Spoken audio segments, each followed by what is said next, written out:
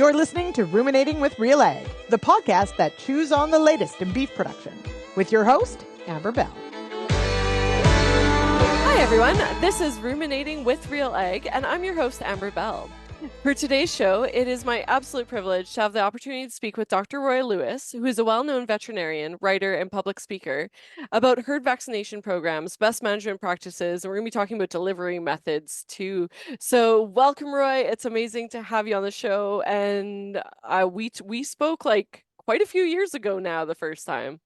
Yes, actually, when you were the public speaker, but that's great. Yeah, you gave a good talk to a bison group of producers in Alberta, sir. And that was Those are our some first really meeting. good producers. I Yes. like bison guys. Yeah. But we're going to be talking about cattle.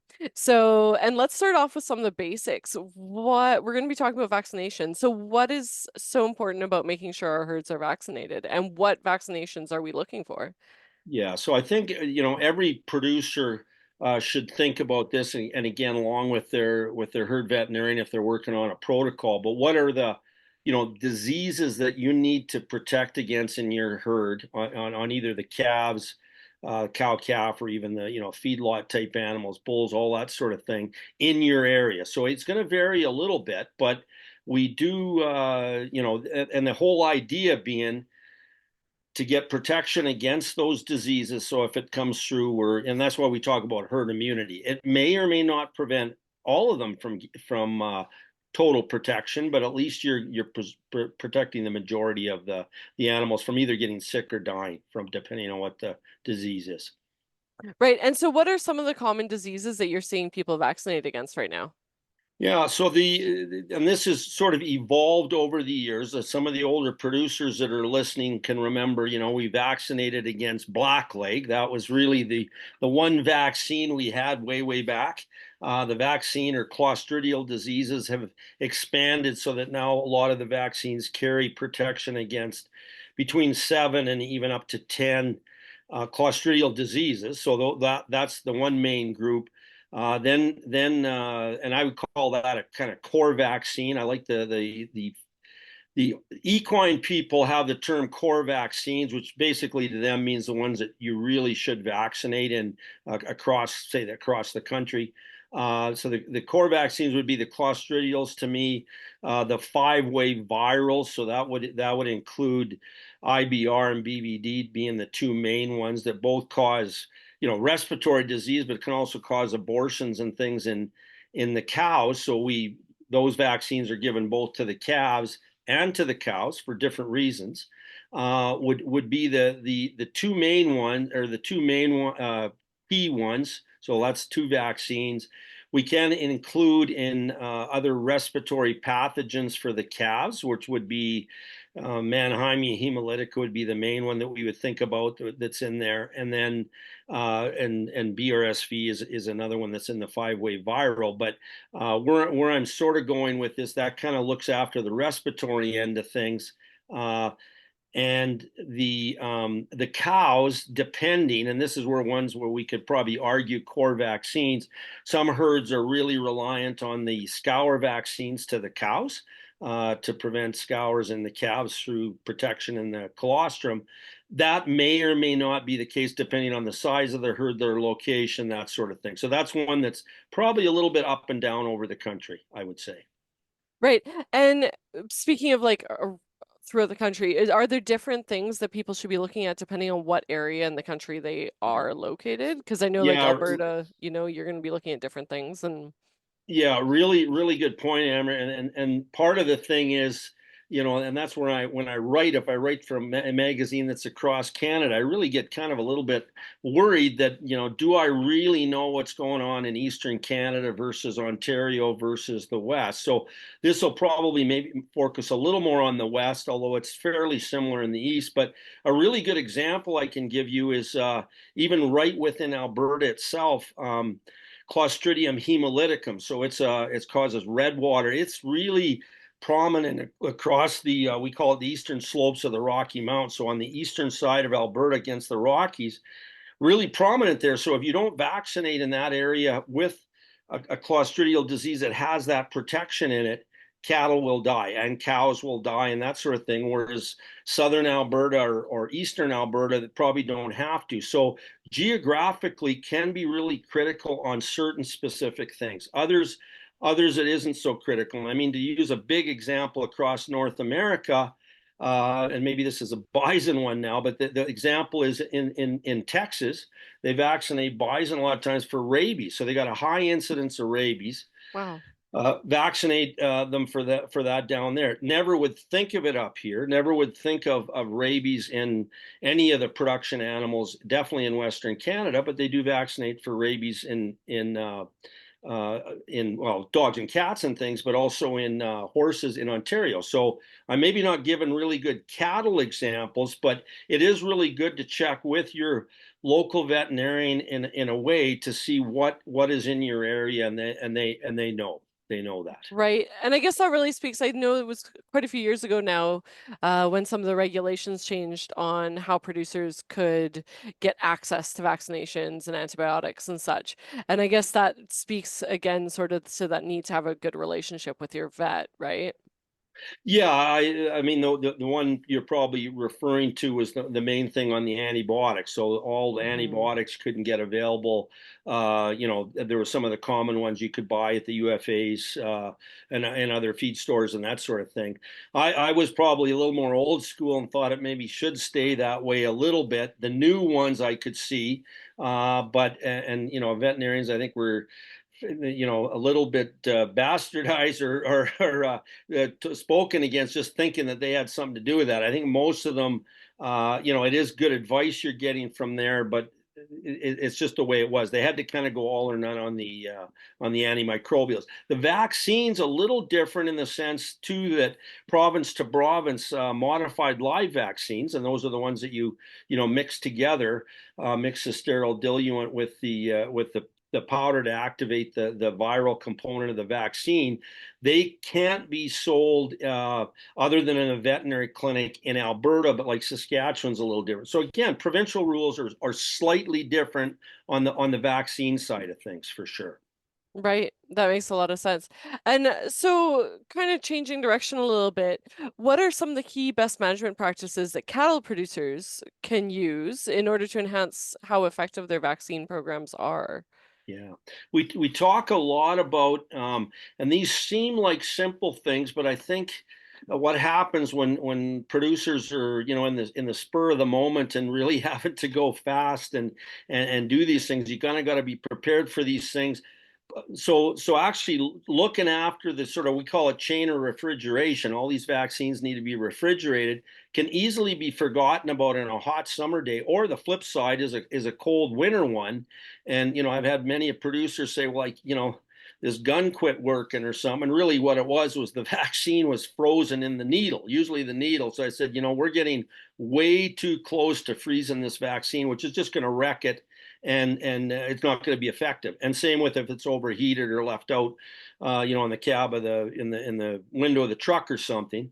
So, and I'm talking chain of refrigeration. That's from the veterinary clinic to home to your fridge, and then out in the fridge, and in probably a cooler or something on the day you're vaccinating. So you've really only got out the vaccine you're using. That's one of the big things. The other thing is administration. And again, with the producers, I like to just say, you pay good money for these vaccines. I want them to work as good as they possibly can. So let's kind of look after them and administer them properly. So it's a chain of refrigeration. And then how you administer, you never want to give, if you're giving two vaccines really close together. And we always say kind of a hand width apart, at least. Ideally on either side of the calf is ideal if you're giving two vaccines. But if you're having to give them on the same side, just be cognizant of that. And the other thing that happens really easily, and that's why I get producers often to label vaccines, or now I'm thinking Allflex has colored balls for the end of the vaccine gun, so you know that your Clostridial vaccine is in the gun with the red ball on the end or whatever. You Right. cognizant, you make a real conscious effort to keep the vaccines apart, so you don't use half of it and then fill up with the other vaccine and inadvertently mix them. And Clostridial The Clostridial vaccine will be okay, but it will kill literally everything that's in your modified live, let's say, viral vaccine. So that's another thing.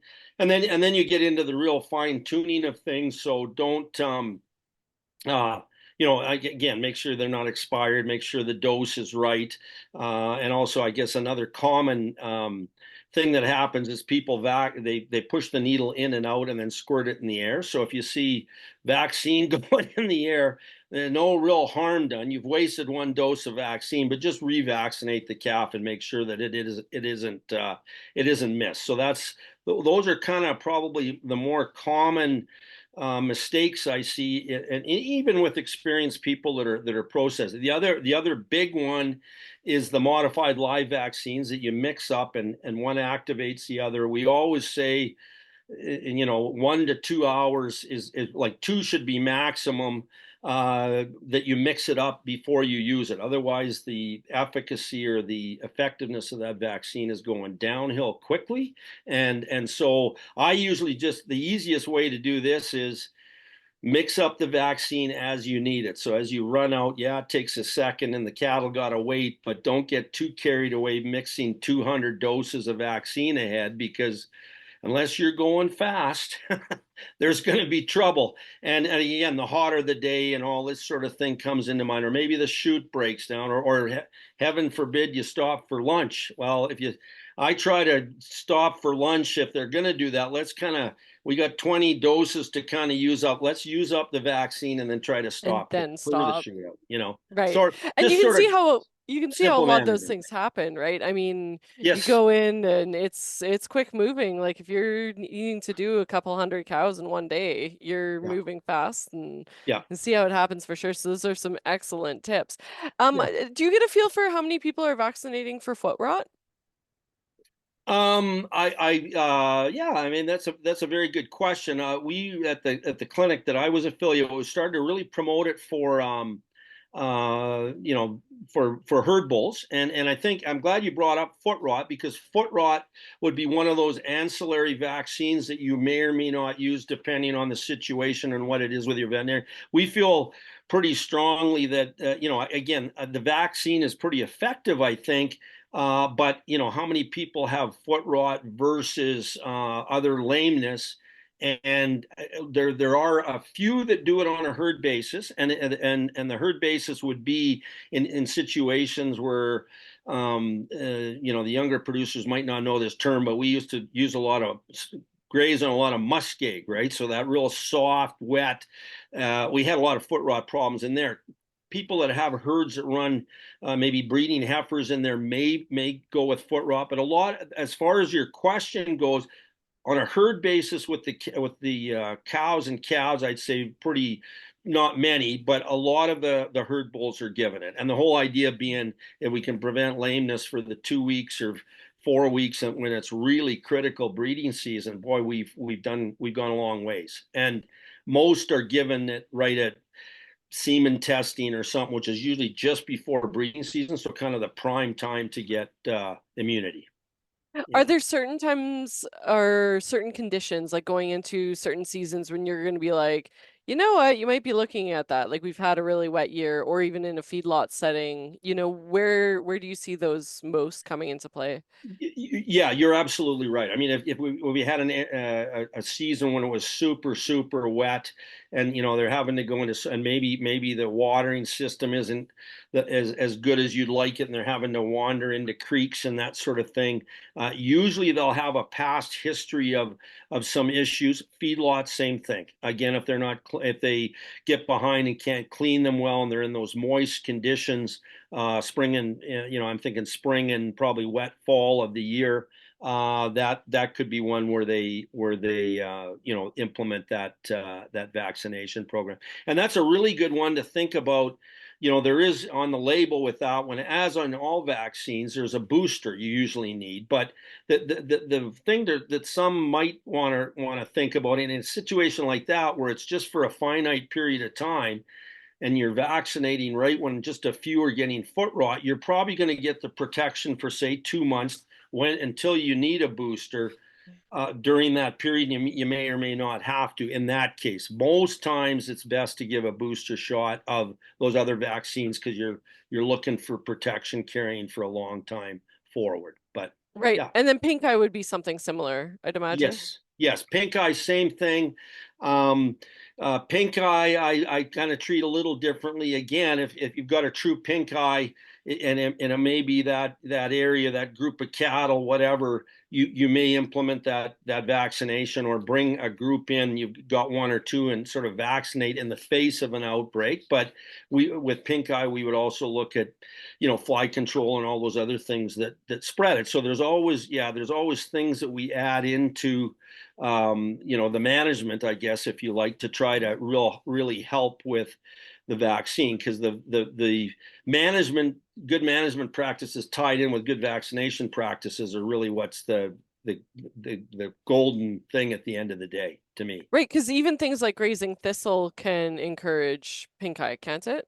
I believe I heard something of that nature. Yeah, well, yeah, good point. And we can, yeah, this is another kind of neat topic dear to my heart because a lot of people think you've even got pink eye when really, if you kind of look at the eyes and sort of where it is, it's trauma. So thistles, or even I see a lot of cattle and bison actually, and bison are all dark pigmented. So, and there's a lot of dark pigmented cattle out there. Virtually all the breeds now, pretty much. And if they're dark pigmented and still getting pink eye, you kind of wonder, gee, is it truly pink eye? And I've seen it with old alfalfa stands where the grass is still pretty lush. They're grazing through the stiff alfalfa and actually just traumatizing the eye. So thistles would kind of add into that same thing of trauma and potentially doing the same thing. So are there some herds, if you've been working on, like, let's say your genetic lines, how much does that play into how much you're going to need to vaccinate or not vaccinate?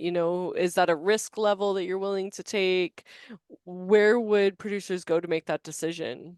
Yeah, again, I think that's probably with a geneticist, ag rep, veterinarian, probably all kind of tied in together. I mean, there are certain things, and that we touched on the pink eye for instance, kind of and that would be the color to me, and pigmentation and that sort of thing. And I think that's really evident when good black Angus cattle that are blacker than black get pink eye. You kind of go, boy, that was a bad bout. And when they get it bad. So it's sort of like, the overwhelming infection thing. So I think, yeah, there are lines on that end of it. We're still probably in the infancy of a lot of, kind of in general disease resistance, if you like, from genetics. I mean, we know there's lines that are better on the parasite resistance, disease resistance, and then if it's specific diseases, are those ones you don't maybe have to vaccinate for, or in cases of clostridial disease, for instance, in my opinion, I mean they all got to be back because there's no kind of real good immunity or natural exposure to that. There may be, but they get it and they die, type of thing. So that probably varies a little bit, but I mean that overall, disease resistance thing, I think they're looking at. I still think that has a lot to do with stress, and so quiet cattle do better and probably get sick a little less too. So there's a little bit of Being a docility. little bit faster. Yes, exactly. So there's all these kind of things and that's where the geneticists are really cool in the sense they can pinpoint some of these on specific lines, and then I think there'll be more of that to come in the future. I mean, we're already seeing the feed efficiency thing, and also the big buzzword out there, which is the methane production. This line of cattle produces less methane, so they got to be better. I mean, sort of thing. So environmentally, there's some things. So lots always on genetics too to Right. think about for sure. So if genetics play a role in immunity and herd immunity, then what role does nutrition play? And is there a time when you recommend, hey, maybe you just need to actually up your protein or something, like you're seeing these issues and maybe it's a nutritional issue more so Yeah, than yeah. an actual problem? Yeah, they go hand in hand. There's no doubt. And I mean, the the immunity that you will get with the vaccine is directly affected by nutrition. So if animals are, I mean, the worst case scenarios are starved, let's say, I mean, you might as well not vaccinate them because they're probably not going to develop any immunity to that. In fact, the stress of doing it might be too much. Mm-hmm. To the ones where nutrition is prime, the immune system, it is amazing how much, and you don't really know this until you think about it. And I've seen some autopsies of heavily parasitized cattle, for instance. But I mean, the immune system is trying to kick out these parasites, and their lymph nodes look like, where you can't find them in cattle, kind of. There'll be this big around, and you kind of go, boy, that is taxing on the energy of that calf, let's say, because the immune system takes a lot of energy to try to build that response. So again, we need really good energy, protein, and of course all the minerals too, macro and micro minerals, because a lot of these pathways and stuff require things like iron or copper or that sort of thing. So if we even get a trace mineral deficiency, the immune response is not good. So yeah, the nutrition hand in hand with immunity, hand in hand with developing protection on vaccines. So if your nutrition's down, you're shooting yourself in the foot trying to get good protection from vaccines. There's no doubt about it. Right, which I guess makes sense. I mean, realistically, if we go and eat fast food for a month straight, we're probably going to end up getting sick. If not sooner than that. Well, yeah, you're absolutely right. I mean, all these things, it is interesting. If you extrapolate to the human population, it isn't a lot different, is it? Yeah, the ones that have poor nutrition generally are getting sick of something, Right, and right. yeah. So let's kind of roll into some of the antibiotic talk because we kind of broached upon that with some of the regulation changes and such, the antimicrobials. Yeah. What would be some of the administration methods that you would recommend? Like, I know personally I've used poles, I've used dart guns, so what are some of the things you've seen? What do you normally tell producers? Okay. Yeah, real good point. I mean, I think what we have to do is sort of weigh in some ways, how many we're having to treat, and we always try to make it easy to catch. That's sort of the gold standard: catch, take their temperature. It's always sort of making the diagnosis, right? But what's happened lately, and that's it's still good, but we're always, and I think the cow calf person, and this is probably where you've had to run into this. It generally, out on pasture, long ways, got a real lame bull, let's say, maybe he's a little bit miserable. You've had a close look at the foot, just maybe on horseback or whatever. I'm kind of making a story here as I go, I know, but roping. Some of those guys are good at roping, but these bulls are kind of a fight too, and it's stressful on them to, Mhm. to fight that and stuff. So that's where dart guns, or like you say, real lame ones are slow moving, and ones that can't even get up initially or something. Pole syringes have been used. What's helped that a little bit is over time is that, and I'm a fan of it if necessary. I mean, you're not going to go in and dart 20 animals. That's where it would be better to get them in and treat them appropriately. But what's happened in the last few years is we've got antimicrobials that are long acting and fairly low dose, so that we can, one 10 cc dart, and the reason the darts will usually only go to 10 cc's now is that that's the maximum amount we want in one place. So you're not breaking any rules per se by putting too much in one place. It's unfortunate a bigger animal might need two darts, and I guess Trying to how catch them the well, second time yeah, springtime. how how sick he is by if you can catch him easy the second time or not. But and we can retrieve most of these darts so they're not out in the environment.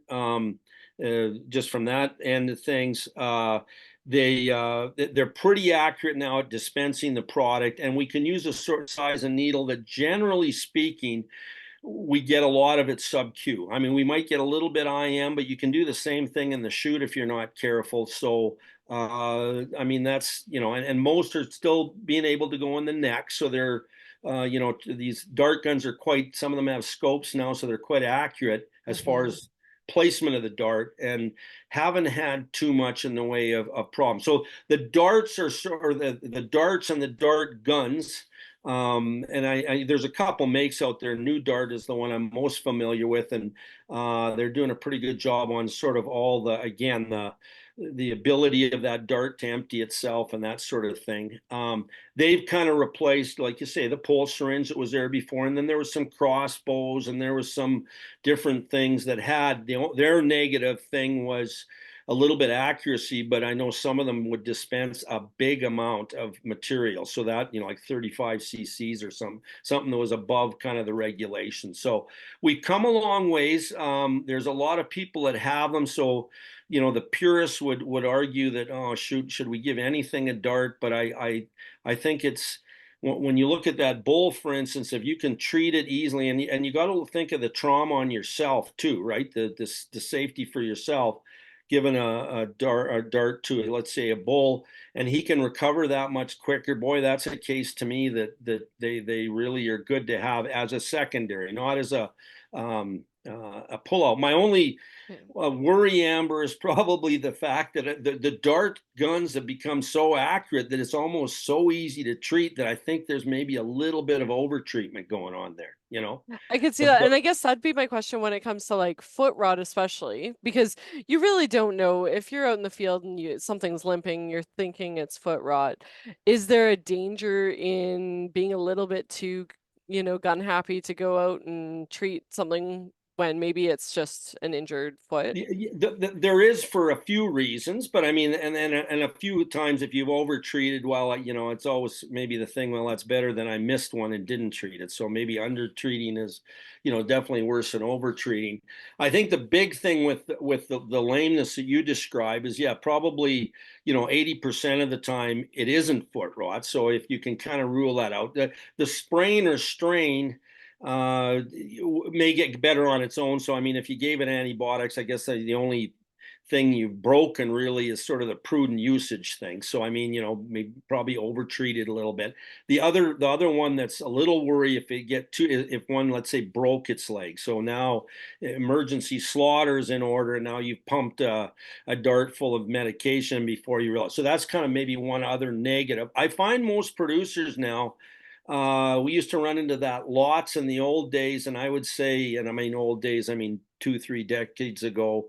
Nowadays, most of them will try to check pretty close, be prudent, and if they think it's a broken leg, maybe get it checked, and then again, they can do an emergency slaughter or something. So most are pretty good, and if you treat the odd one, and it was just a little lame, and it gets better, you probably, now you think the drugs helped, and maybe they did, and maybe they didn't. So and there's also a usage for, one veterinarian told me that they've even they needed to do quite a bit of treatment on a bull, but it was quite lame. They actually darted it with an anti-inflammatory drug. It got good enough to walk into or load in a trailer or whatever, so that they could do more work with it. So lots of kind of flexibility there when it comes to and it serves kind of animal welfare needs pretty well too, I think, at times. It does. And you brought up a good point about the safety aspect, because I know a lot of producers are out there working by themselves out in the field, right? And these are big, heavy, strong animals. And injured animals can become, they change. They're not the same as they might be any other time of day. So can you speak kind of to that safety aspect and what you'd recommend to a guy that's out working in the field by himself and sees an animal that's injured?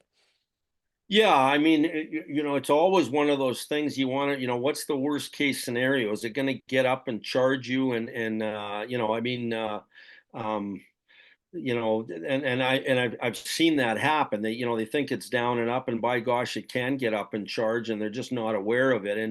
And I think you kind of have to have and it was an old farmer that told me this, experienced hunter who got gored badly by a moose that he thought he'd shot and killed, and it got up, and it was his partner that actually, so that whole buddy system is sure good. I know that can't happen all the times in cattle production, but I think we've got to realize the bigger the animal and the more the things could go wrong. Boy, if you don't have a buddy system, you have to, or maybe you got to call one in, or at least tell somebody you're doing something, because That's where the dart gun, you can be quite a long ways away, dart and and hide or run or do whatever you want to do, but it at least it keeps you out of that danger spot that could happen easily, right?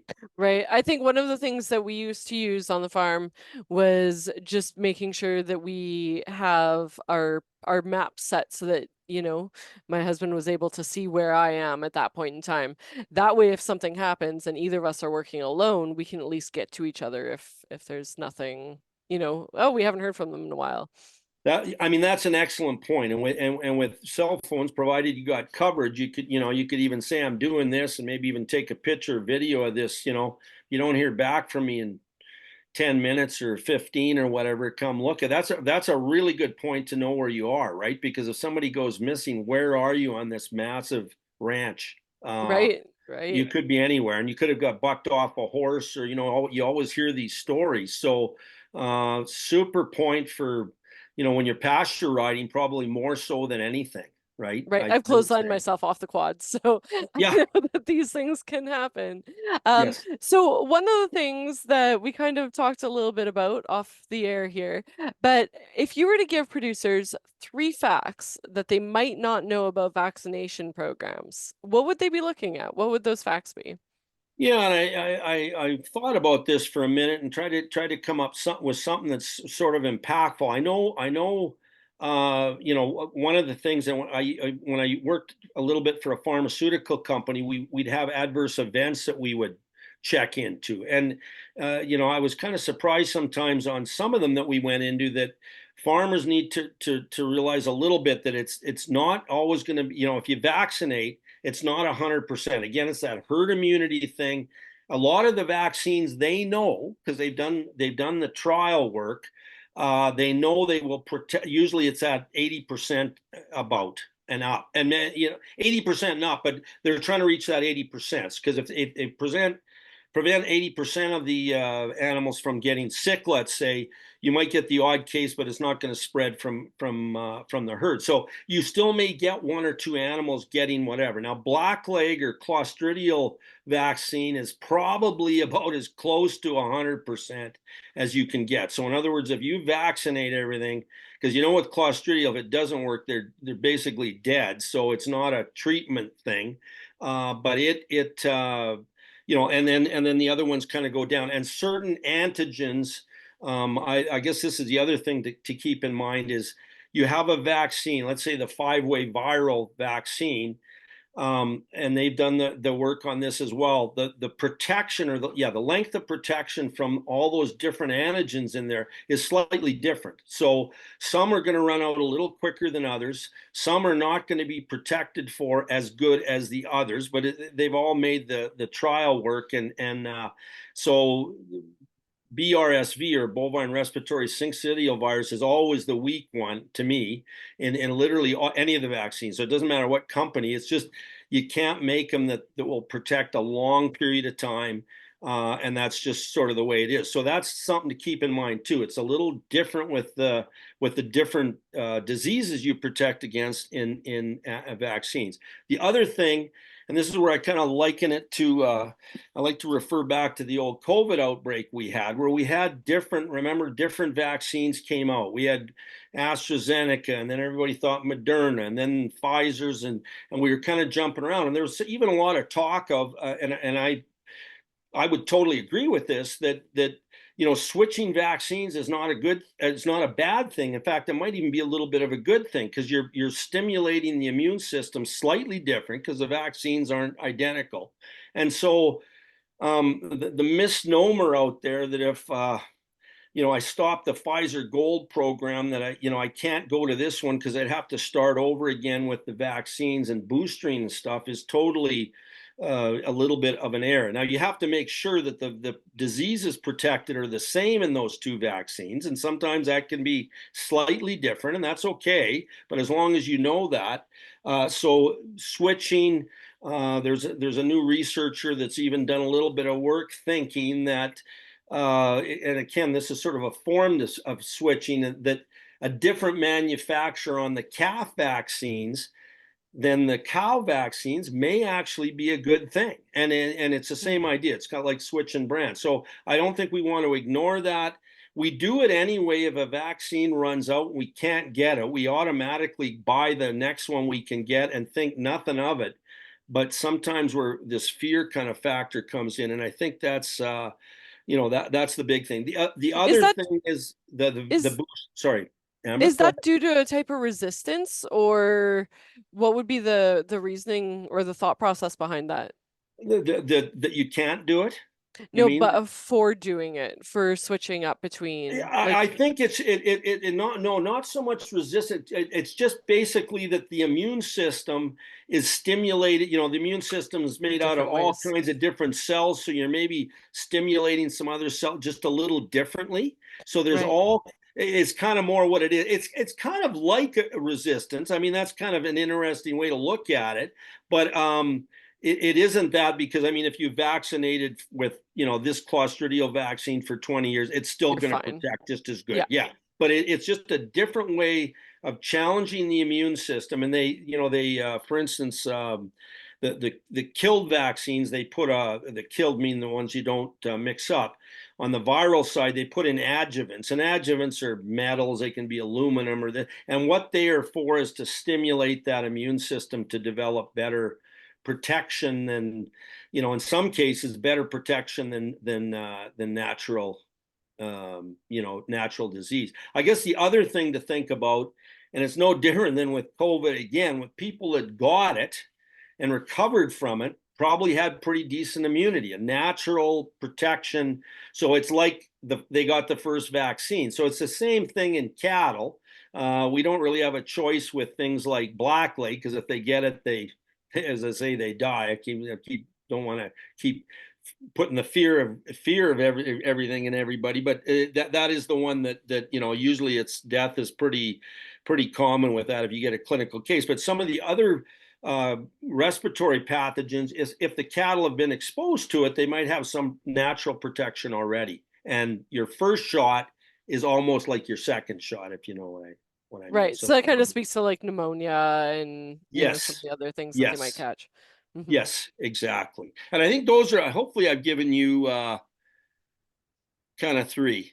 I want to. Oh, and yeah, and the big thing is follow. Oh, the other thing is probably the timing. We think of we think of timing of vaccines, kind of before they're going to get sick, and we sometimes other vaccines we just sort of give when the cattle are going through the chute. And I get that that's partly management, timing, and everything.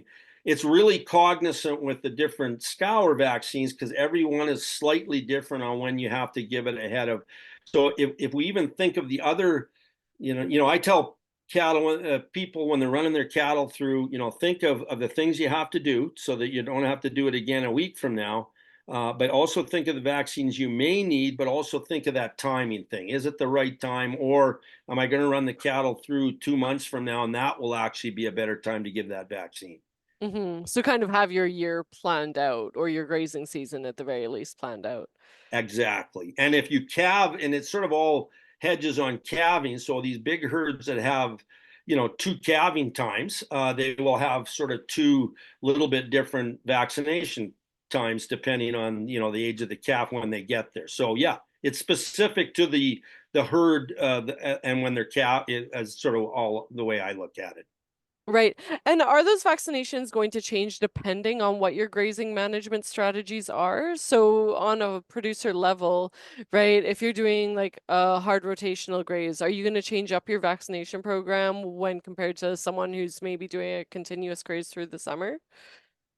Yeah, I think the big thing is the availability of the cattle to work. And I know the where you've come from, and the intense grazing, rotational where you kind of had it where you can sort of gather. Well, you're sort of always gathering the cattle and moving them anyway, so you may have more access to them than the guy in BC that has a massive ranch that he turns them out. And so those ones, then the timing becomes, do you want, probably the best example, or one of the examples could be Clostridial disease, let's just say. You'd probably mainly give that, at spring, what we call spring turnout, or, I don't know, the branding, but turnout at pasture. There's some calves that are, if they're kind of born at pasture, are you going to have access to them, because they are going to be susceptible by fall? In your situation, you could probably do a roundup midsummer and do them at the ideal time to protect them. Other people wouldn't have access to them, and then there is a susceptibility time that they could get it after 2 months of age on pasture. But they'll always tell me, Doc, but I'm not bringing them in until October. Well, I guess if that's the best we got, but let's not hope. Let's hope you don't have a blackleg outbreak in the middle of summer, right? Right. So Right. there are situations we run into where accessibility becomes our number one enemy in some ways. Definitely. And so last question here, do you have any resources for producers, anywhere they can go to kind of get some more information on some of the vaccines that are out there, who they might talk to look at programs? Yeah. A lot of these educational spots and stuff are really good. I'm kind of a fan of BCRC, so the Beef Cattle Research Council, because they're always doing things on that. I mean, the clinics will have that. A lot of the, and I am a fan of the pharmaceutical industry and the pharmaceutical reps. They will have pretty good plans and ideas on what. Now, again, it's going to be kind of specific to their vaccine line, but a lot of them will be pretty open. And so if this is the right time to give Bova Shield, it's probably the right time to give Vista One. I mean, it's still, their protocols are really good. It's just they've inserted the trade names, and that's fair. I mean, that's the company they represent, and that's what they sell. But you can kind of put all those same vaccines in that same. So they're all good. And any of the ag people, I think this RealAg radio is a good spot to come to too. We are a pretty good spot, I think. So I mean, I there might be are biased though. there are good things out there, and they're available online. I mean, if you go, I know that some of those websites are very good, and there's some good stuff that you can. And I mean, the coffee room talk thing is always, your fellow producers can teach you some stuff. Just be kind of open in the fact, don't get down some rabbit hole, because sometimes that happens too. A lot of the information is good, and if it's working well on one producer's place, there's a good chance it should work on yours if he's a neighbor of yours or whatever. So it's always good to because in fairness, some of the producers when I was in practice would really keep me up to speed, because they were really reading up on things, and they'd bring in things that they'd heard of or talked about, and you kind of go, gee, I got to look into that because I haven't heard of that yet. So that's Right. always good. Yeah, it's important to stay connected to the community for sure. Well, that's amazing, Roy. It was wonderful seeing you again, and I look forward to talking to you soon. Yeah, hopefully maybe we'll do another one of these, Amber. This was fun. Definitely. Thank you. Yes. Okay.